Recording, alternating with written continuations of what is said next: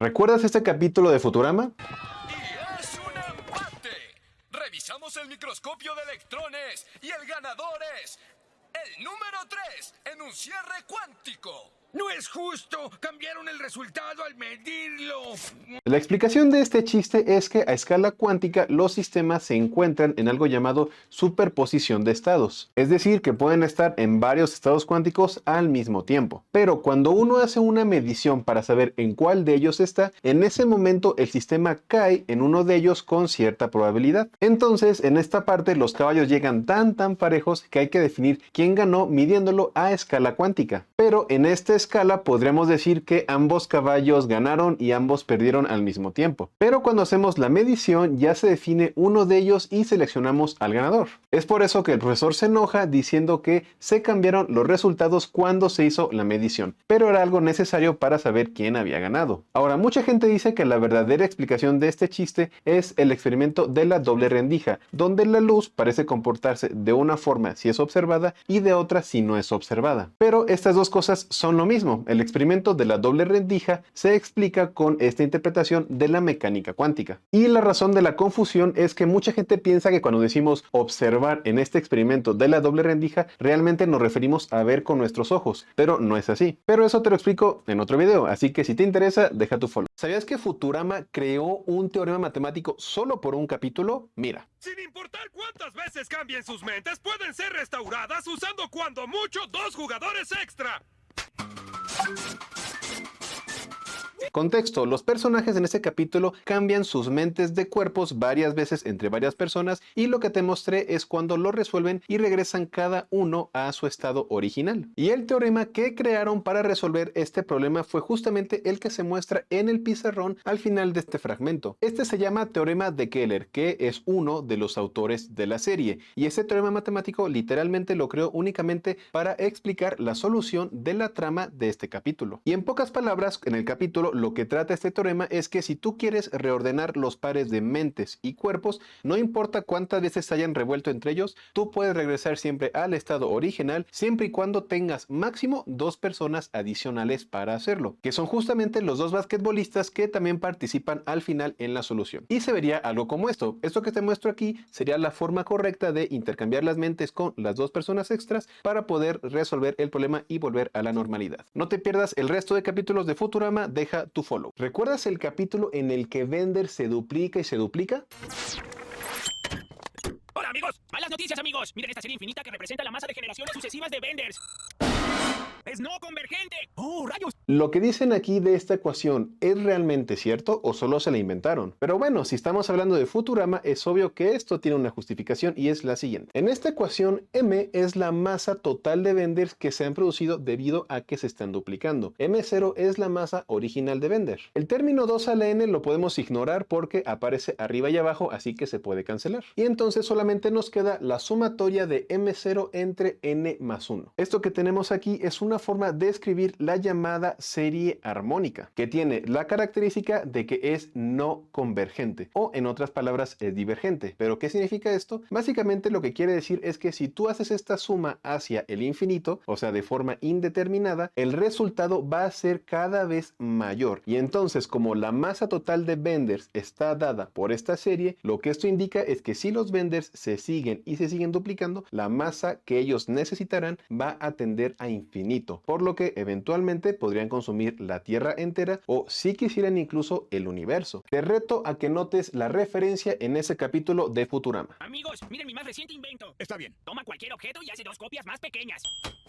¿Lograste verlo? Está muy escondido, está aquí, en el nombre de la máquina. Banach-Tarski Dupla Shrinker, que en español sería algo como el duplicador achicador de Banach-Tarski. Esto es una referencia a la llamada paradoja de Banach-Tarski. Esta paradoja es un teorema de teoría de conjuntos que básicamente nos dice que nosotros podemos tomar un objeto, dividirlo en trocitos y reacomodarlos para formar 2 objetos nuevos idénticos al original. O también de una forma mucho más loca que podemos convertir un pequeño guisante en un sol. Aunque claro, esto solamente en el mundo matemático, porque en el mundo físico es algo que no sería posible. Pero parece que esta máquina logra convertir lo matemático para que funcione en el mundo real. ¿Entendiste esta referencia?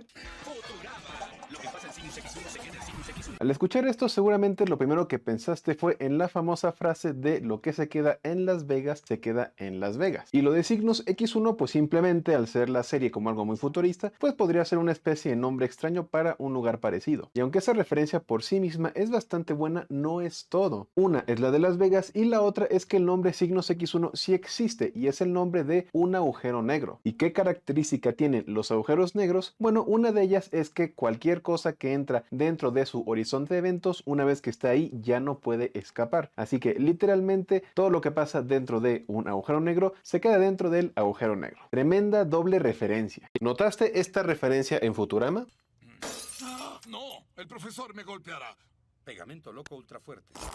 El chiste aquí está en el pegamento. A simple vista parece simplemente un pegamento que es muy fuerte, muy bueno para pegar. Pero su nombre, Strong Force Crazy Glue, es una referencia a una de las 4 interacciones fundamentales de la naturaleza, la fuerza nuclear fuerte. Esta es la fuerza encargada de mantener a los protones y a los neutrones juntos en el núcleo. Y es por esto que es de las 4 interacciones la más fuerte de todas. Porque tal vez no te lo habías preguntado, pero si supuestamente las cargas iguales se repelen, ¿cómo es que los protones, que son todos positivos, se pueden mantener unidos en el núcleo a pesar de estar sintiendo esta repulsión? Y bueno, eso es porque la fuerza nuclear fuerte es opuesta, los atrae y es más intensa que la eléctrica. Así que este pegamento es realmente muy fuerte. Este es el mejor chiste de ciencia de Futurama, al menos para mí. 0101100101. ¿Qué significa? ¡Son tonterías! 101001101.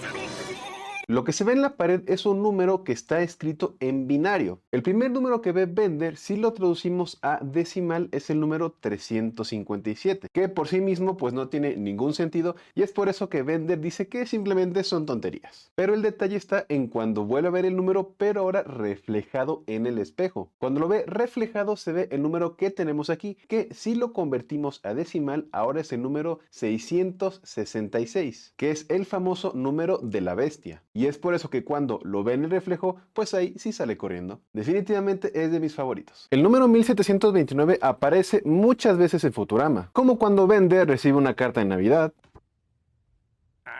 cuando viajan entre universos y llegan al 1729, y finalmente el número de registro de la nave Nimbus. ¿Pero qué tiene de especial este número? Resulta que su nombre es el número de Hardy Ramanujan, en honor a 2 grandes matemáticos. Y la anécdota de este número es esta. Resulta que Hardy en algún momento de la historia fue a visitar a su amigo que se encontraba en cama. Y entre pláticas le comentó que había llegado en un taxi con el número 1729, lo cual le parecía bastante aburrido. Pero Ramanujan le contestó que no podía estar más equivocado, que de hecho ese número era bastante interesante, pues ese número es el número más pequeño que se puede escribir como la suma de 2 números al cubo de 2 formas diferentes. Yo sé que sonó muy complejo, pero te lo explico con más detalle. Básicamente lo que significa es que el número 1729 se puede escribir también de estas 2 formas. Ambas son sumas de 2 números que están elevados al cubo y ambas dan 1729. Y tal vez estarás pensando, bueno, pero realmente yo podría agarrar 2 números, elevarlos al cubo y sumarlos y me va a dar un cierto número, entonces parecía no tener nada de especial. Pero lo especial es que obtener el mismo resultado con 2 sumas distintas, con números distintos y los 2 elevados al cubo no es fácil. Y el 1729 es el número más pequeño que cumple esta propiedad. Y es así como surgen los taxi cab numbers o números de taxi. Son los números más pequeños que pueden escribirse como la suma de 2 números al cubo de varias formas diferentes, y el 1729 es el segundo de ellos porque se puede escribir de 2 formas distintas. Aquí te muestro los números taxicab que se conocen hasta la fecha, son 6,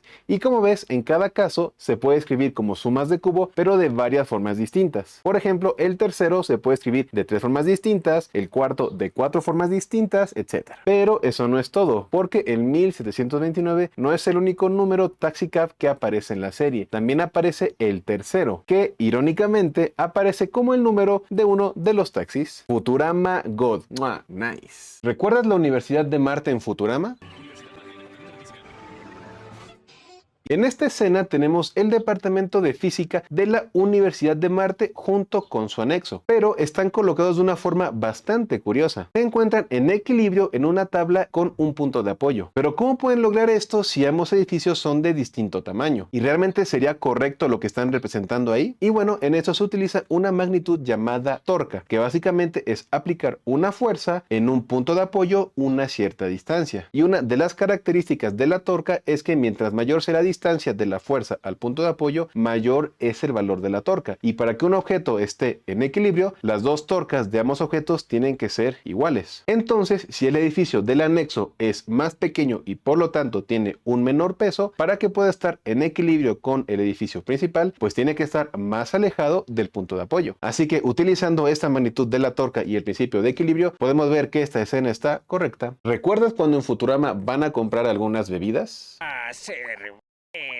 ¿Cuántas opciones? Y hay tan... Estas bebidas que quieren comprar una vez más son referencias a distintos conceptos matemáticos. La primera, All de Fortran, es una referencia al lenguaje de programación Fortran, que era muy utilizado para hacer cálculos matemáticos. Incluso yo, durante mi doctorado, utilicé este lenguaje porque se facilita mucho a la hora de hacer únicamente cálculos matemáticos para hacer integrales muy complejas que después me ayudaron a publicar distintos artículos. Así que es algo muy utilizado en el mundo de la ciencia, o al menos era muy utilizado porque nuevos lenguajes de programación han llegado a sustituir. La segunda es una referencia a la botella de Klein, que es una figura geométrica con una sola superficie, algo muy similar a la banda de Moebius, solo que la botella de Klein es en 4 dimensiones. Y por último tenemos una referencia al principio de exclusión de Pauli, que básicamente nos dice que en un sistema cuántico no puede haber dos fermiones que estén en el mismo estado. O en otras palabras, que puede ser algo más familiar para ti, nos indica de qué forma se ordenan los electrones en un átomo. En este capítulo de Futurama, el equipo está explorando una tumba. Miren estos números romanos. Es un código matemático perdido. ¡Ajá! Las marcas indican cuántos pasos tendremos que dar. ¿Uno? Bien, aquí estamos. La respuesta es dar un paso. ¿Eso tiene algún sentido? Pues vamos a ver. Primero tomamos lo que está en números romanos y lo traducimos a números arábigos. Hasta aquí esto se ve más o menos complejo. Es una potencia a la 11 menos una multiplicación de números. Pero si hacemos la operación, justamente nos da como resultado 1. Y pareciera que hasta ahí todo bien. El resultado de la operación es 1 y dan un paso. Pero eso no es todo. Porque hay otra referencia bastante escondida. Y es que resulta que si tomamos esta relación y la despejamos, es decir, el 1 lo pasamos del otro lado y la multiplicación también la pasamos del otro lado y la hacemos, llegamos a lo que tenemos aquí. Y esto es una referencia a los primos de Mersenne. Y estos son números primos que se pueden escribir de esta forma, como el número 2 elevado a una cierta potencia menos 1. Pero estos números tienen la condición de que el exponente del 2 tiene que ser también un número primo. Si hacemos eso, el resultado nos va a dar otro número primo. Pero, ¿qué crees? Que eso no es todo, porque hay otra referencia más, aún más escondida. ¿Te acuerdas que te dije que si el número 2 lo elevamos a un número primo y le restamos 1, obtenemos otro número primo? Pues resulta que el exponente del 2 no puede ser cualquier número primo. Hay algunos números primos para los que la condición no se cumple. Es decir, que aunque yo eleve el 2 a un primo, menos 1, el resultado no es primo. ¿Y cuál crees que es el primer número primo que no cumple esta condición? Exactamente, el 11. Es por eso que el 2 elevado a la 11 menos 1, aunque cumple las características de los primos de Mersenne, el 11 ya no cumple esta condición, así que el resultado 2047 no es un número primo. Así que aquí tuvimos 3 referencias de matemáticas. La primera, que el resultado de la operación sí es 1, la segunda, una referencia a los números de Mersenne, y la tercera, que el exponente 11 es el primer caso para el cual ya no se cumple la condición y ya no tenemos un número primo como resultado.